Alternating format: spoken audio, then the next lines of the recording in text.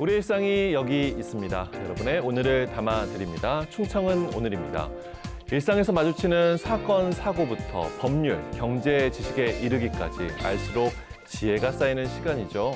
오늘 사사건건에서는 누구도 안심할 수 없는 전세 사기에 대해 알아보는 시간 마련했습니다. 오늘 함께해 주실 분 제 옆에 자리해 주셨는데요. 어서 오십시오. 안녕하십니까? 네, 먼저 직접 소개를 부탁드릴게요. 네, 안녕하세요. 전 대전 유성경찰서 수사 2팀장 한만중 경감입니다. 저는 수사팀에서 사기, 배임, 횡령 등 경제범죄 사건, 사이버 범죄 사건, 각종 특별법 위반 사건의 수사를 담당하고 있습니다. 예, 오늘 이 시간 한만중 팀장님과 함께 할 텐데요. 기억해보면 한 2022년 하반기 정도부터였습니다. 이 전세 사기 사건이 빈번하게 발생하고 있는데요. 심지어 일명 이 빌라왕이다라고 불리는 가해자들이 수백억 원의 보증금을 가로챘다 이런 보도를 접하기도 했고요. 팀장님, 실제 이 전세 사기로 인한 피해 상당히 심각하다고요? 네, 매우 심각한 상황입니다. 최근 18개 시도경찰청의 수사 결과에 따르면 지난 2년간 확인된 전국 전세 사기의 피해금의 전체 규모가 2조 2,800억 원으로 집계가 되었고요. 피해자 수는 무려 15,000명에 달한다고 합니다. 그런데 여기서 주목할 만한 것은요. 네. 인구 대비 전세 사기 피해자의 수가 대전이 가장 많은 피해를 입은 도시로 확인이 되었고요. 인구 10만 명당 피해자 수를 따져보니 99.7명으로 대전이 서울이나 부산 등 다른 대도시에 비해서 훨씬 더 높은 것으로 확인이 되었습니다. 네. 특히나 그러니까 인구 대비 피해자 수가 가장 많은 지역이 우리 이제 대전 지역이다라는 것이 우려가 되는데요. 대전에서 전세 사기 피해가 많았던 이유, 팀장님 뭘까요? 대전이 전국에서 전세 사기 피해가 가장 컸던 이유는요. 전국에서 그 다가구 주택 비율과 1인 가구 비율이 가장 높았기 때문인데요. 네. 여기서 지난 12월 기준에 다가구 주택 비율이 대전이 34%로 나타났습니다. 여기서 다가구 주택이란 단독 주택 내에 여러 가구들이 독립적으로 생활을 할 수 있도록 살 수 있도록 설계된 주택인데요. 네. 다가구 주택을 대상으로 한 전세 사기가 많은 이유는 아파트나 오피스텔 같은 경우에 시세 파악이 용이하고 각 호실별로 구분 소유 등기가 되어 있기 때문에 근저당권 이외에는 권리관계에 영향을 줄 수 있는 요인들이 적습니다. 네네. 그런데 다가구 주택의 경우에는 일단 시세 파악이 굉장히 어려운 상황이고요. 그리고 건물 한 동 전체가 소유권이 등기가 되어 있기 때문에 집주인이 만약에 전세보증금의 규모를 알려주지 않으면 각 호실별로 설정된 전세금의 전체적인 규모를 확인하기가 어렵고 그리고 각 건물별로 임차인이 10명이 넘는 경우가 대부분이기 때문에 권리관계가 복잡해질 가능성이 높기 때문에 전세 사기에 취약해질 수밖에 없는 구조입니다. 네. 그러니까 일단 아파트와는 달리 뭐 시세 파악이나 권리관계 파악이 상당히 이제 어려운 다가구 주택이 대전에서 많다 보니까 이제 피해도 많이 발생했다 이런 분석을 팀장님 해주셨고요. 그럼 현재 수사 중인 전세 사기 사건 다가구 주택과 관련한 사건이 이제 많은 건을 차지하고 있는 거잖아요. 네, 그렇습니다. 네. 현재 수사 중인 대부분의 사건이요. 다가구 주택 관련된 사건으로 보이고요. 그리고 특히 올해 3월에 보도된 사건이 있었는데요. 대전 유성구 등의 다가구 주택 수채를 보유한 임대인이 보증금을 반환하지 않고 있고 이 임대인을 비롯해서 관련자들이 보유한 빌라들이 상당수에 이르러서 피해가 상당한 규모에 이르고 있다는 보도가 있었던 적이 있었는데요. 구체적인 사실관계는 이제 지금 현재 경찰에서 한창 수사 중인 상황이니까 향후에 수사 상황을 한번 지켜봐 주시면 감사하겠습니다. 어쨌든 많은 피해가 발생을 하고 있고 지역 안에서 수사도 이제 진행이 되고 있는 건데 그렇다면 최근 몇 년 새 일어난 이 대규모 전세 사기 사건 중에서 수사가 이제 끝이 나고 가해자가 이제 처벌까지 받은 사례들도 있겠죠? 어떻습니까? 네, 맞습니다. 최근에 이제 2년 전부터 이제 수면 위로 떠올라서 이제 수사와 재판 절차를 거치고서 최근에 이제 1심 판결들이 선고가 되고 있는데요. 2년 전에 전세 사기 사건을 수면 위로 끌어올렸던 사건이 있었습니다. 이른바 서울에서 발생한 세모녀 전세 사기 사건인데요. 그 사건은 그 주범인 어머니인 김모 씨가 딸 2명의 명의로 수도권 빌라 500채를 매입하는 과정에서 임차인들로부터 전세보증금을 받고 이른바 돌려막기식으로 계속해서 새로운 주택을 구입을 하면서 계속해서 전세보증금을 받았는데요. 법원은 전체 피해 금액 800억 원을 편취한 혐의로 주범인 김모 씨에 대해서 사기죄 법정 최고형이 15년형을 선고했고요. 딸 2명에게는 각각 징역 2년형을 선고한 사실이 있습니다. 글쎄요. 근데 피해의 규모가 800억 원 말씀해 주셨잖아요. 정말 어마어마한 피해액이고 많은 분들이 이제 피해로 고통스러워 하셨을 텐데 방금 말씀해 주신 뭐 15년, 2년은 너무 적은 건 아닐까요? 네, 맞습니다. 현행 법률 체계상 특정경제범죄 가중처벌에 관한 법률이 적용되지 않는 형법상 일반적인 사기죄의 경우에는 징역 10년형인데요. 여기 예. 이제 2건 이상이 되면 경합범 가중이 되는데 그래서 2분의 1 가중을 해서 징역 15년형에 불과한 형이 선고되고 있는 그렇게 상황입니다. 해서 이제 15년. 예, 맞습니다. 그래서 그 부분에 대해서 좀 문제점이 많이 있다고 지적이 되고 있고요. 이 부분에 대해서 이제 범죄가 반복되지 않기 위해서 법적인 제도 개선이 시급한 상황입니다. 그렇군요. 더 이상의 피해를 이제 막기 위해서라도 제도적인 보완도 필요할 것이고요. 더불어 이제 전세 사기에 대해 우리가 잘 알고 대처를 해야겠습니다. 팀장님과 하나씩 짚어볼까요? 먼저 전세 사기의 대표적인 유형들, 팀장님 어떤 것들이 있을까요? 최근 수사되고 있는 양상들을 살펴보면 몇 가지 대표적인 그 전세 사기 유형들이 확인이 됩니다. 예. 우선 첫 번째로 그 계약을 체결할 당시에 선순위 보증금을 허위 고지하는 경우입니다.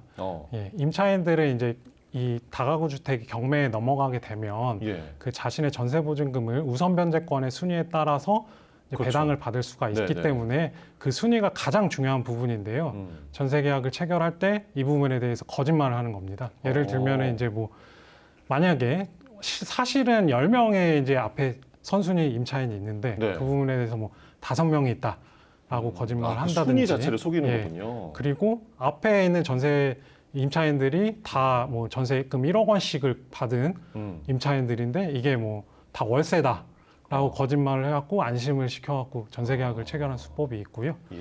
두 번째로는 그 다가구 주택의 그 담보 가치, 부동산 담보 가치를 훨씬 초월해서 전세 계약을 체결함으로써 이미 이제 전세 보증금은 반환이 불가능한 깡통 전세 상황이 됐음에도 불구하고 이러한 부분에 대해서 계약 체결 시에 임차인들에게 전혀 고지를 하지 않고 안심을 시킨 다음에 계약을 체결하고 전세 보증금을 편취하는 수법 등이 확인이 되고 있습니다. 그 밖에 뭐 이중 계약을 체결한다든지 신탁 부동산의 위탁자가 임대를 한다든지 무권환자나 무권 대리인이 임대를 하는 수법도 확인이 되고 있습니다. 예. 무엇보다 앞서 말씀해 주신 것처럼 이제 다가구 주택은 이러한 사항들을 이제 세입자 입장에서 알기가 이제 쉽지 않은 상황이라는 것이고요.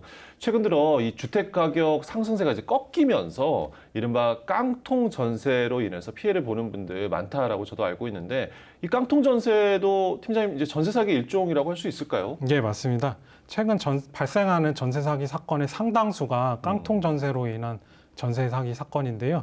깡통 전세에 대해서는 통상 담보대출금과 세입자들의 전세 보증금을 합한 금액이 주택의 매매가액에 육박하거나 아니면 이를 초과하는 경우를 말하는데요. 이러한 경우에는 전세 보증금을 떼일 가능성이 매우 높게 됩니다. 그렇죠. 돌려줄 능력이 이제 없을 맞습니다. 수 있으니까요. 과거에는 이제 통상적으로 깡통 전세를 뭐 의도적으로 유발했다기보다는 임대인의 재정 상태가 악화되거나 부동산의 이제 가격이 하락을 하면서 파산을 하면서 이제 그 깡통 전세로 전락하는 경우가 많았는데 최근에 이제 수사의 양상을 살펴보면요. 이런 경우가 아니라 지금 애초부터 이른바 무자본 갭 투자라는 형식으로 자기 자본이 없이 대출금과 전세 보증금만으로 주택을 구입을 하고요. 그럼 이제 전세 보증금이 거의 반환이 불가능한 상태임에도 불구하고 그런 부분을 인지하는 경우에도 알고 있음에도 계속해서 그런 부분을 숨기고 전세 계약을 반복적으로 체결을 해서 전세 보증금을 뭐 1억, 2억씩 계속해서 편취하는 경우가 확인이 되고 있습니다. 네네. 그 앞서 짚어주신 것처럼 우리 지역 이제 대전에서 특히나 전세 사기 피해가 큽니다.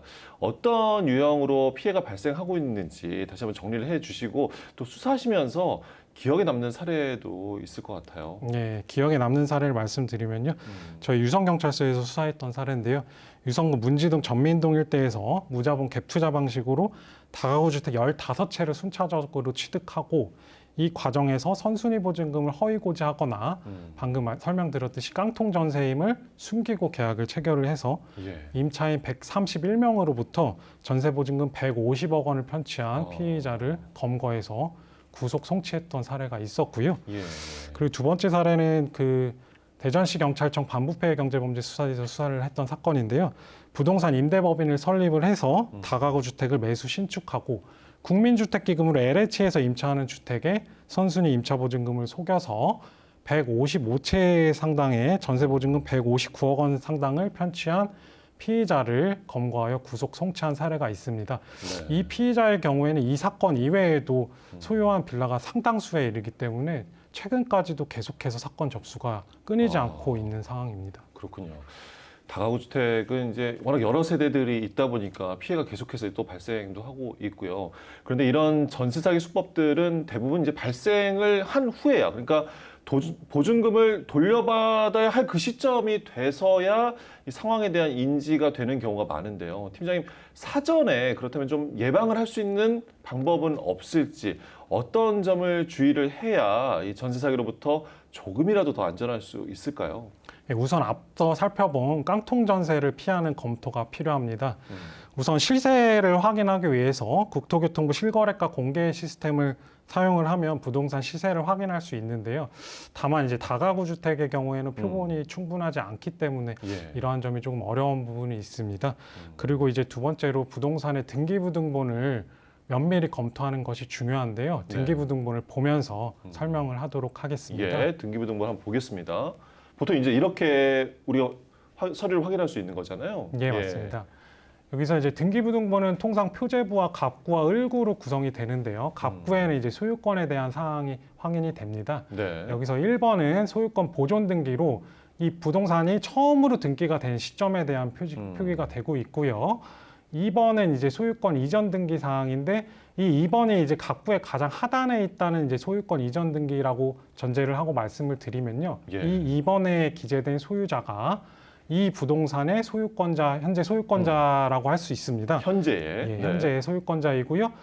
이제 임대차 계약, 전세 계약을 체결을 할 때 이 2번에 기재된 소유권자랑 내가 지금 바로 앞에서 전세 계약을 체결하는 그 임대인과 동일한 사람인지 아닌지를 이제 확인을 하는 그렇죠. 것이 가장 중요하다고 할 수 있습니다. 네. 그 3번은 압류가 기재가 되어 있는데요. 이는 이제 소유권에 제한이 되는 압류나 뭐 가압류, 강제경매 뭐 이런 부분들이 표기가 되는 부분인데요. 이런 부분이 있으면 당연히 이제 요거의 사실관계에 대해서 면밀히 검토할 필요성이 있고, 그리고 이제 어쨌건 이런 부분이 있으면 이 부동산에 대한 전세 계약에 대해서 좀 신중하게 생각해 볼 필요가 있습니다.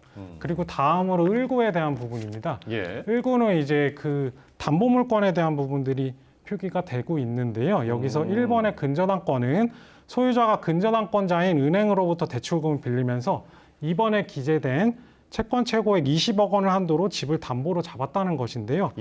근저당권이 임차인보다 선순위인 경우에는 집이 경매가 되며 경매대금에서 근저당권 담보대출금이 먼저 배당을 받기 때문에 그러니까 저쪽으로 먼저 간다는 얘기죠? 20억 원이 먼저 배당이 되는 겁니다. 그렇기 때문에 그 후에 남은 금액에 따라 전세보증금을 받지 못할 위험성이 있다는 부분을 반드시 유의하셔야 합니다. 그리고 이제 등기부에 대해서 살펴보았고요. 그리고 이제 또 중요한 부분이 임대인의 동의를 받아서 확정일자 부여 현황을 살펴보면요. 이제 계속해서 말씀드리고 있는 선순위 임차인의 수와 그 금액에 대한 부분을 확인을 할 수가 있습니다. 이런 부분을 확인을 하면 이제 깡통 전세에 대한 부분에 대해서 검토가 가능을 하고요.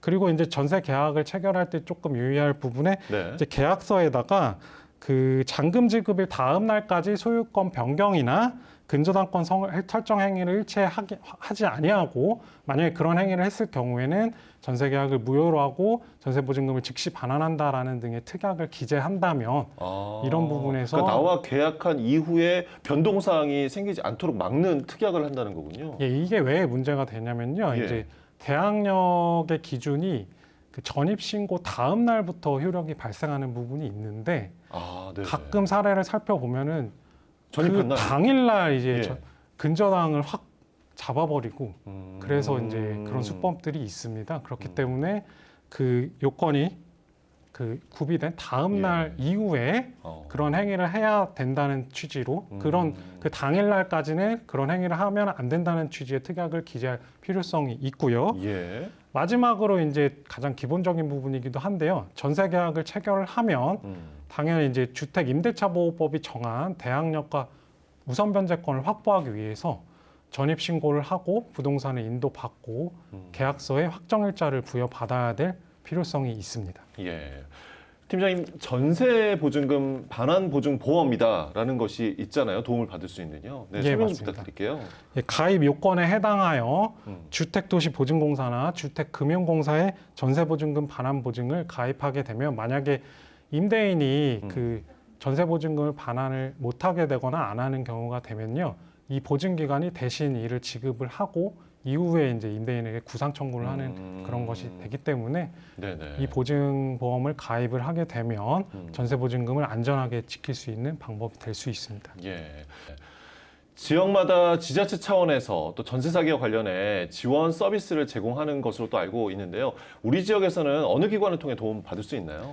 우선 특별법에 따른 지원을 받기 위해서는 우선적으로 전세 사기 피해자로 결정이 되어야 합니다. 이 전세 사기 피해자 결정 신청은 대전광역시청과 세종시청, 충남도청의 각 담당 부서에서 접수를 받고 있고요. 예. 특별법에 따른 지원은 각 항목마다 담당 기관이 다른 부분이 있는데요. 이에 대한 종합적인 상담이나 지원 프로그램의 연계는 대전 같은 경우는 전세 피해 지원센터에서 하고 있고 네. 충남과 세종의 경우에는 각 지자체별로 지원센터 운영이 다른 부분이 있기 때문에 관할 지자체에 문의하시면 좋을 것 같습니다. 예. 오늘 사사건건 시간을 통해서 전세사기 피해 유형 사례 또 대처법 등에 대해서 말씀드렸는데요. 팀장님, 끝으로 시청자 여러분께 전해드리고 싶은 말씀 해주신다면요. 전세 사기의 경우에 피해가 발생하면 그 구제가 매우 어려운 상황입니다. 그렇기 때문에 무엇보다도 전세 사기 예방이 가장 중요한데요. 앞서 설명드렸듯이 시세를 우선 파악을 해보고 등기부등본을 확인해서 담보대출금의 규모를 확인하고 확정일자 부여 현황을 확인을 해서 나보다 먼저 있는 선순위 보증금의 액수나 선순위 임차인의 수에 대해서 확인을 해보면 깡통 전세를 피할 수 있는 방법을 찾을 수 있기 때문에 도움이 될 것 같습니다. 네. 자, 대전 유성경찰서 한만중 수사팀장과 함께 전세 사기에 대해서 오늘 알아봤습니다. 도움 말씀 주셔서 고맙습니다. 잘 들었습니다. 감사합니다. 충청 오늘이 담아온 오늘의 정보 어떠셨나요? 전세 사기가 기승을 부리고 있는 요즘 혹시 내가 피해자가 되지는 않을까 세입자들의 걱정과 불안이 큰데요. 전세 사기는 단지 개인 간의 문제를 넘어 우리 사회의 안정을 위협하는 사회적 재난이 아닌가 생각합니다. 그리고 전세 사기가 반복되지 않도록 제도의 개선이 되는 그 계기가 돼야겠고요. 사회적 관심과 지원도 필요한 때입니다. 저희는 다음 시간에 꼭 돌아오겠습니다. 고맙습니다.